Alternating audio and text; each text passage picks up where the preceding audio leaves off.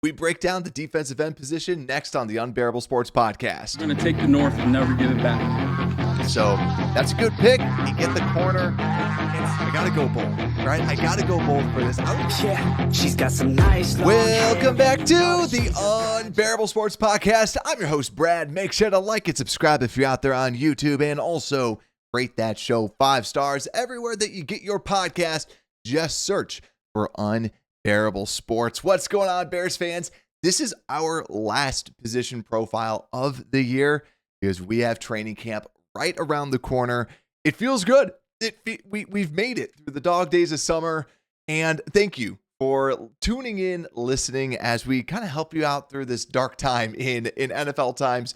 But now it's going to be training camp stuff after this. So we've broken down every single position group, and we're saved probably one of the most intriguing and one that I am most nervous about for last, and that's the defensive end group. So today we're going to be breaking down what has changed with the roster. We're going to talk about some of the main starters with Sweat and Dayo Odeyingbo, and then we're going to start talking about this backup group and why, can we get something out of these certain backups and what can we expect out of this backup group? And then we'll actually talk about some potential free agents that we might be able to sign as well if we are going to go out and seek out some extra help, because we really should. We really should right now. And whether that's during camp or whether that's after camp or before camp, we'll have to wait and see. And then also we have over-unders. And then last but not least, did we get better? So let's get right into it and talk about where we were at last year at this given time. So the Bears ended up adding, we made some changes to this defensive end group. But last year, at this time, our current situation was DeMarcus Walker, Montez Sweat being the starters, Dominique Robinson and Jacob Martin as the backups, then Khalid Kareem. I remember him. He was awesome in the preseason, and next to Austin Booker. And then we had Jamari Chroma. I remember he was another person that, I know some shows out there were really, really, really hyping him up. And I remember watching him in college, and he was just so athletic, but he just didn't know really how to play. He's still on the team, still out there, but still very, very toolsy type of a player. And then Daniel Hardy, like we talked about, kind of now he was a defensive end, getting some snaps at linebacker inside of like a true linebacker position during minicamp and OTA. So someone to at least watch out for. So now we have Jeremy Robinson and Xavier Carlton as kind of those backup, the fourth stringers. I do not expect much out of those two. I just want to kind of get that out of the way right now. Very similar to the other ones that we had before. Just you can't really put a lot of stock into it. If it hits, awesome. If it doesn't, whatever. But when you look at this team, Dayo Odeyingbo is now the starter over DeMarcus Walker, who we let go during the offseason. Then we have Dominique Robinson and Austin Booker still as your primary backups. Booker wasn't necessarily the main one, but kind of has gotten elevated. Same thing with Dominique Robinson. And then you have Jamari Chroma still. And then I put question marks next to Daniel Hardy because he may or may not be an actual defensive end. That stuff we do not know for certain. But that's really what we've seen change with this defensive line group, this defensive end group.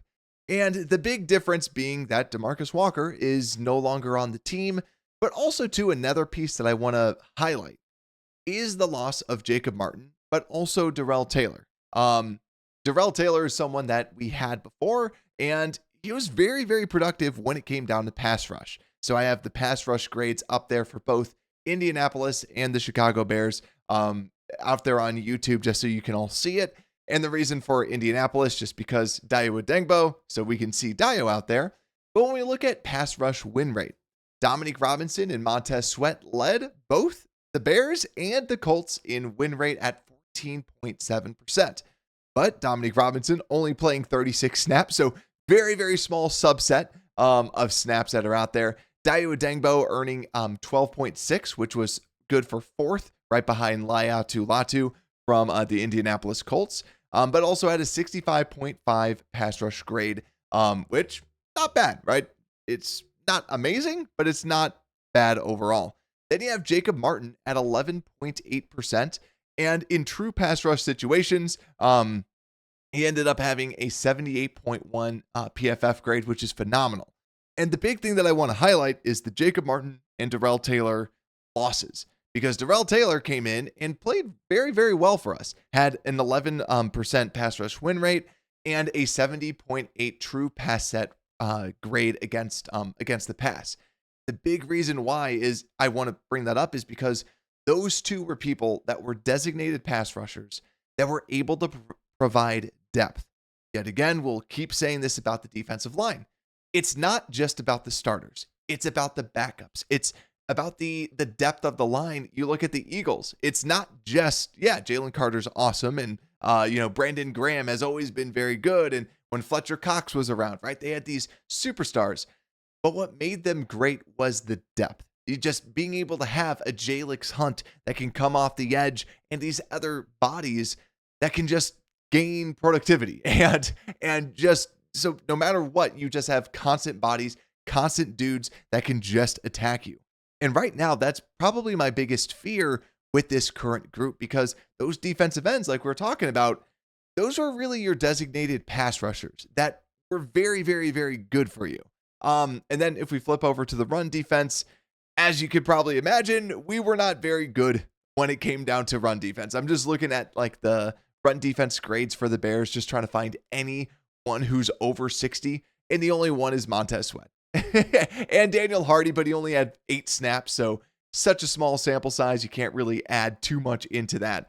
But it does, and DeMarcus Walker at 62.3. Now, this is something that I also want to bring up as well. When you have lighter defensive ends, that's what happens to you. Dominique Robinson was very, very light. And then, like we talked about, Daniel Hardy, someone who's light. Even, Jacob Martin, only 242 pounds, kind of more of an outside linebacker, esque for a 3-4 system than a true defensive end. And even Darrell Taylor was, really kind of focused on rushing the passer, not necessarily a run stuffer. So because we didn't really have a lot of run stuffers out there, and obviously it showed. And you look at Dayo Odeyingbo, 56.8 run defense grade and a 4% stop percentage, which was 12th out of 14 qualifying from the Indianapolis Colts and the Chicago Bears. So not great from that perspective. And Dominique Robinson, who's kind of penciled in as a good run defender, a 49.5 grade, not great. But really the thing, you still have Montez Sweat back, and we know that Montez Sweat was a little banged up, but really the other piece with DeMarcus Walker was that he's a bigger body. Now, it does not mean that he was amazing at that position. I always said DeMarcus Walker's best ball when you watch that Titans tape was at defensive tackle, not defensive end, but we played him at defensive end. So with DeMarcus Walker, he's still unsigned, and we'll talk about this later with the free agents. I still don't think he comes back to the Bears, but DeMarcus Walker is someone that could give you kind of like average play at both ends, pass rush and run defense, but you could definitely upgrade from. So let's move on from some of these players and let's start talking about the people that are actually on the roster, starting with Montez Sweat. And Montez Sweat, we talked about this, earlier on, that he did look banged up, and throughout all of training camp, and this is where training camp, the biggest thing is, what is the overall storyline? The overall storyline with Montez Sweat was that he was getting banged up, that he wasn't able to be out there. And what we saw during the season was he did not look like the same Montez Sweat. He looked a tick slower, and he just did not look the same. Now, we said on this show that, hey, he's probably going to regress back to the mean when it comes down to sacks, because PFF gives him a whopping 16 sacks. Like, they credit him for 16 sacks. It was much lower. I think it was like 12 or something like that. But PFF, yet again, they ignore the half sacks. They really kind of focus in on, did you cause the sack? So for Montez Sweat, they're like, yeah, you did that 16 times, which is phenomenal. Yet again, very, very, very good. But besides that, he's always getting like around that 8 sack mark. But you did see him take a huge step back when it came down to run defense, because he's always been one of the best run defenders at the defensive end spot. Now, he also very much fits the Dennis Allen mold, being 6'6", 262. Dennis Allen likes a larger defensive end, and Montez Sweat fits that bill. Now, big question, will he be healthy? Now, every sign, we have not heard him sitting out of any practices, any mini camps, OTAs. So everything looks good there. Obviously, things can happen during a practice and freak injuries happen. That's what they are. They're just injuries, right? But you can hope and kind of bank on, hey, maybe he can come back, be a little bit healthier, and then kind of get back to that 2023, 2022 level. The grades also reflected that as well, with him having his lowest grade since his rookie season at a 65.7 grade. Before that, the season before with the Bears was 74.8 grade. Then before that, 86.4 with the Washington Commanders. So what you can expect some positive, I think it's still always regression back to the mean, even if it's positive. So it's just him kind of getting back to that normal state with Montez Sweat, because it didn't seem like any major injuries were there. It was just lingering injuries. And when you go through a 17-game schedule, it all adds up. So hopefully he can be back to full strength. So next, let's talk a little bit about Dayo Odeyingbo, because Dayo Odeyingbo was someone that I know we all were kind of like, wait, who? Or they're actually going with him? Because he was one of the people that I saw the projected contracts on PFF, because they do some of the best contract projections that are out there of what someone is going to get. And they were pretty spot on with the large sum of money that came Dayo's way. And a big reason for this is the potential for what Dayo Odeyingbo could be. Now, PFF had him charted with 12 sacks back in 2023. Yet again, PFF's version of sacks, not someone else's version of sacks. But also last season, they only gave him 4. Now, Dayo Odeyingbo has seen an increase in his workload from 170 snaps in his rookie season to 519 to 623 to 746. So steadily has been getting more and more play time. And when you see this, a lot of people are saying, hey, this could be someone that really gives you a lot of pass rushing upside. He's 6'6", 286. So obviously they really like his size. They really like his quickness and what Dennis Allen loves to do. What can I get out of you? So my personal take, he's a very good fit for what Dennis Allen wants to do. If you're looking for someone that is this larger, faster, someone who has this upside that Dennis Allen always kind of falls in love with, this guy fits the bill. Now, I've always been on record with the show, like I don't necessarily love a lot of just pure traits types of people at defensive line spots. Like you do need a blend of both. It's a very, very risky signing. I said that at the time, but I'd love to see this pay off, because this could be amazing. But when I think about, we'll talk about Zadarius Smith. When Zadarius Smith was signed to the Packers, he was seen as a high upside play. But when he was with the Baltimore Ravens, he had a higher amount of production than what Dayo had over with the Colts. And the Colts also just have a slew of pass rushers, Kwity Paye and with Latu that they just added as well. So that's big reason why they let him go. So with Dayo, he's in a system that will use him to his best ability. Now the question is just, what is that ability? Do we have to wait this year? Do we have to wait next? Because yeah, DeMarcus Walker was not the greatest defensive end of all time, but this is still a good, like we've talked about with the offense. The offense should be good. This defensive group is good.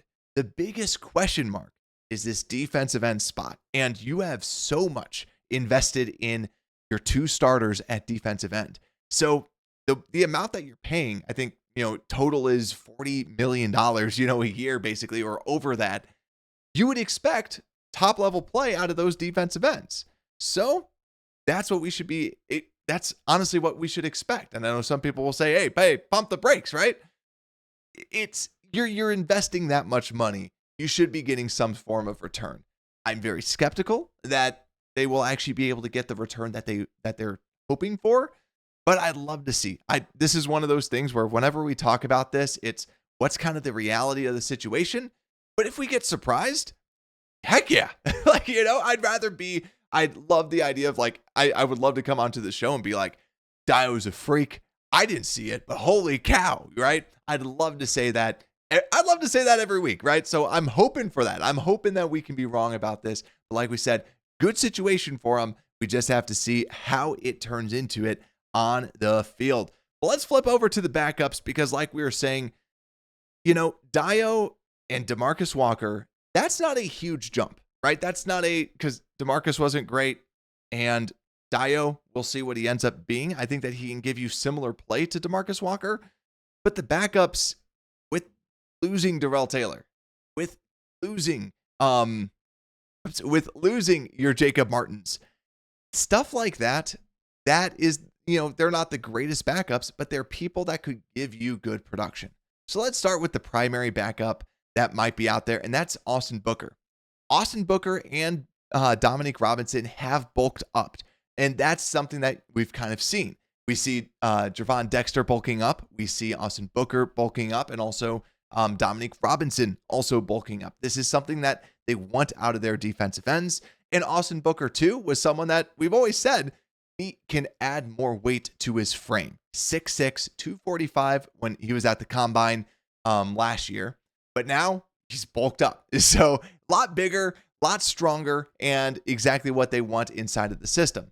But you look at last season, he was one of the best players in the preseason, looked phenomenal, was throwing out some pass rush moves. And I know all of us were like, okay, Booker's, your third defensive end. This is great. But Booker didn't really put it together when the starters came out. He notched a 52.5 PFF grade last season, and quite frankly, didn't look too great, right? Yet again, rookie season, a big wake up to be like, hey, I was going against these backups, which I can dominate. And then now when you go against the pros, it's going to be a lot more difficult, a lot more challenging. Now, it's reasonable to expect some form of jump from Austin Booker. This is someone that, yet again, we kind of put that flag similar to like with Shamar Turner. Wait a year, redshirt year. Now, defensive ends can be a little bit quicker to develop than a defensive tackle or like an offensive tackle. But still, the defensive ends, you expect that quicker jump. I could expect somewhat of a jump from Austin Booker. He's shown you a lot of the progression inside the preseason. He's shown you how good he can be against backups. So you're hoping that he just gets more snaps with ones, try to put him out there a little bit more, because I know Dayo was a little bit banged up. So if he can get some more of those snaps, we can see him against better competition.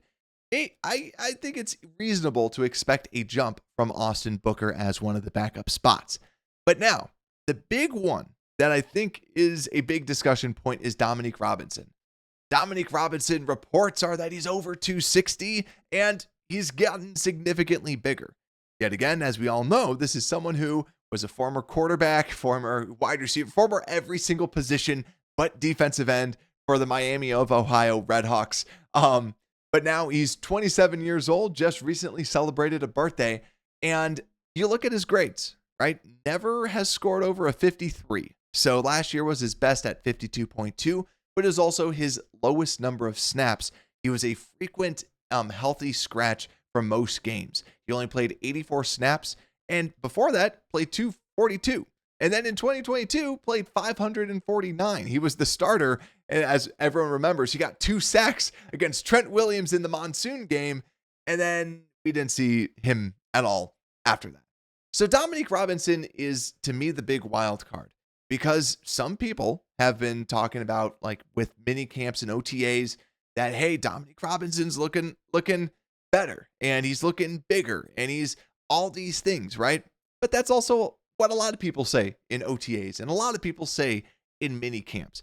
Now, the big thing is just what's the consistency of that? And then when we go to the preseason, do we see that same production? Do we still see that same hype in the preseason games? So lots of questions with Dominique Robinson, but it's going to be Dominique Robinson and Austin Booker primarily being the backups for you right now. Because yet again, you look at the team, Jeremy Chroma, we did not see much from, and I don't think we can bet a lot on it. And then that's where you go to like a Daniel Hardy. If he's already getting, like, Daniel Hardy would be someone I know a lot of us are like, hey, maybe he can do something because he has done something. But with the potential switch over to linebacker, that leaves a lot open, a lot more open for what might potentially happen. So then, like we were talking about before, as we kind of close the book on the backups, Chroma and Daniel Hardy going into their second season, and Jeremy Robinson and Xavier Carlton, just some people back of the roster that we can keep an eye out for in training camp. Yet again, not expecting too much because every year there's always a handful of these players, and then we just have to kind of see how it goes. Do they flash inside of minicamp? But I have not heard anything on those two yet. So wait till training camp, and we'll keep you updated with those. So next, we have to talk about some of the free agents because as we look at this depth and we look at what the Bears have, we have around 15 million currently that's projected as our salary cap. So the big reason why you don't want to spend all of it is that 15 million can also be transferred over to the next season as well. So that's kind of what Ryan Poles did last season. He had all this money, and then he made a couple little deals and trades at the end of the preseason to then, land we already had Jacob Martin, but to also land Darrell Taylor and then just have additional depth. So that's something that could potentially happen here. Wait during the waiver wires and then pounce when necessary. That to me is something that I think they're going to more so try to do. But if they were to pounce right now, there's a good handful of names that are out there. Now, the high-priced ones, I would say Von Miller. I think he's going to be out of the price range because keep in mind the Bears do not have the most cap space. There's a lot more teams that have a lot more cap space currently. So Von Miller is someone that I do not expect the Bears to get. Even like Jadeveon Clowney. I think Jadeveon Clowney is borderline. He had not as great of a season, but I really like Jadeveon Clowney in this defense. I've always really liked Jadeveon Clowney because he can stop the run. He's always been a good run defender. Is he a great pass rusher? No, never been a great pass rusher, but I want to stop the run. I want someone that, yet again, I want bodies. I want people that can play the game of football. Jadeveon Clowney can play. So I think he might be a little bit too high of a price because he's usually always gotten around that 11 million, 10 million. And I just don't see the Bears wanting to walk into the season with only like $5 million in cap space for the rest of the season. Next player too is Zadarius Smith for the same reasons. I think that Zadarius Smith is the hot topic because we all want him to come to the Bears so that he can hit for the cycle for all NFC North teams. And also too, he's always been good and he can play outside, he can play inside, and he's continued to play well. Now, yet again, I just don't think that he's always gotten around similar to Clowney, that 10 to 11 million. And I just don't really see the Bears stretching that budget that high. So that leads us to more of the bargain bins. Preston Smith, not an amazing season. You could probably get a little bit cheaper. Former Packer, he's definitely long in the tooth. Matt Judon was someone that Ryan Poles has wanted to add in, bigger, larger type of player, but awful season with the Atlanta Falcons. So the big question, is that him moving forward? Or was it just a bad system? The curse of the Falcons where they just simply cannot get a good pass rusher? What was up with Matthew Judon? Then other players too that are probably a little cheaper that you can get. We've talked about DeMarcus Walker. I do not see that happening. He does kind of fit the mold. That's why when we were talking about cuts, I always said I didn't really see DeMarcus Walker being a super likely, like he could be cut, but I think I was guessing that, hey, I thought that they were going to keep both Ryan Bates and DeMarcus Walker and then just cut them maybe later on if they wanted to. So DeMarcus Walker still out there, kind of shows you what the NFL does think about him. But I think he's now like 30, so he's a little up there, and he's getting there with age, but defensive ends age pretty well. And speaking of that, Jerry Hughes is still available. He's just designated pass rusher. I think he's like 36 now. And then later on, Carl Lawson hasn't been great. Tyus Bowser, I just really want a Bowser Bears jersey. Like as a Mario fan, as a video game fan, I just want to see I just want a Tyus Bowser. I just want a Bowser jersey because that would be awesome. And then last but not least, I just wanted to throw James Houston out there just because I find it fascinating. Yes, that James Houston that dominated Justin Fields, that had like 3 sacks, and he was this rookie from Jackson State that just people were like, how could we let this guy go undrafted? He's unbelievable. And then he just fell off the face of the earth. Now he's a free agent. Nobody wants to add him. It's just crazy how the NFL works that way. That was only 2 or 3 years ago. But now no one's adding him to the team. So wanted to throw that out there. There's a good handful. If there's one that you specifically want the Bears to get, let me know down in the comments if you're out there on YouTube. But let's keep on going and let's finish things off with some over-unders and did we get better? So with the over-unders, I had this pretty low. So for defensive ends last season, like we talked about, I believe Montez Sweat had 6 sacks. So the sack leader, I put it at 6.5. Will the person who leads in sacks for the defensive ends have more than 6.5? And I should have raised this up a little bit more. I think that this is an easy over. I think that Montez Sweat gets back into form, and I think he gets about 8. That's my prediction for Montez Sweat. He's always good for that 8 sacks a year. I think he easily gets over. I don't think that he goes double digits. If he does, yet again, more than happy being wrong about that. But he's always, you should treat him as an 8 sack a year type of guy. But I am very excited to see him in the Dennis Allen system. Yet again, a system that likes and prefers larger defensive ends like your Cam Jordans. Now, Pro Bowls, I set it at 0.5 for the defensive end position. I say no. I say lower. I don't think any of these will be Pro Bowlers. Like I said, Montez Sweat, I'm expecting around 8 sacks. And then free agents at 0.5, I'm going to say over. I'm going to say over. And the reason why I kind of paused is because we've seen the Bears trade for defensive ends. And I hope they don't trade for defensive ends. Because yet again, the thing I haven't liked when Ryan Poles trades is when he trades, he's trading someone for just a 1-year rental. We're not a Super Bowl contender. We can't be having these 1-year rentals. If we're trading for someone, trade it like what we did with Joe Thuney, where we're saying this is a 3-year thing, or trade it for someone like Jonah Jackson, saying we're going to keep you for 3 years and we believe in you for 3 years. Even though I still don't love the deal that we gave Jonah Jackson, it's at least saying we're going to keep you for longer rather than we traded for Darrell Taylor and probably more than half of you were like, oh yeah, I totally forgot about that guy. We traded it like a 5th round pick for him, right? Like that could have been someone else. That could have been someone else that we added to this team. And then next, Dominique Robinson's on the team. I set the line at 0.5. And right now, I'm going to say over. Like I said, during camp or during mini camp and OTAs, a lot of good hype with Dominique Robinson. It's very, very early to tell, but I think he squeaks onto the roster again, especially with him adding all this weight and the lack of depth at the defensive end spot.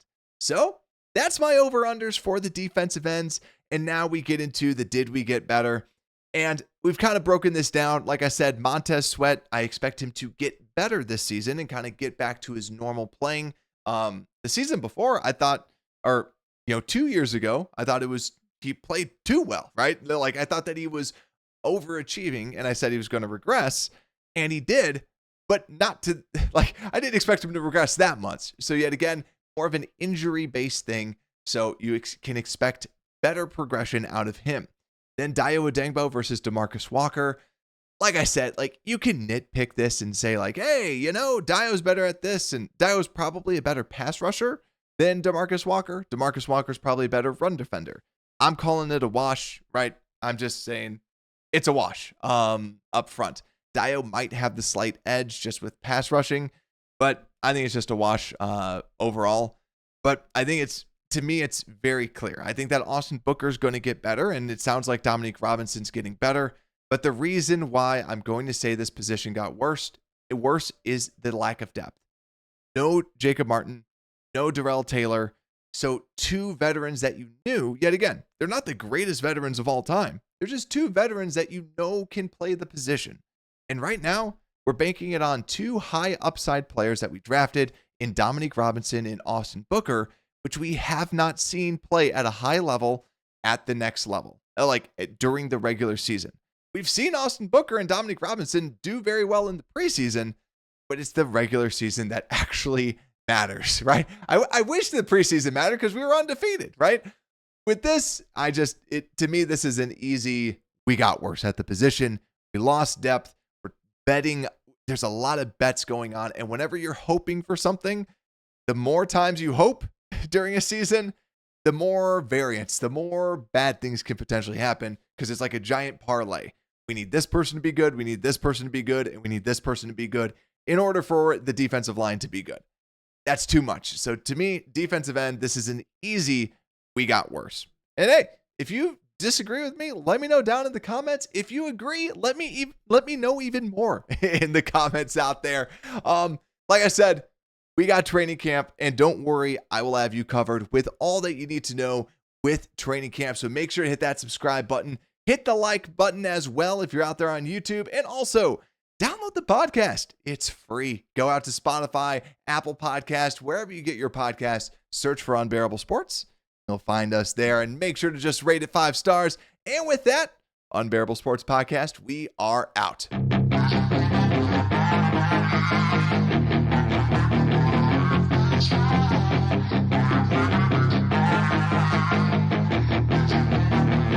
Yeah, she's got some nice long hair, and you know that she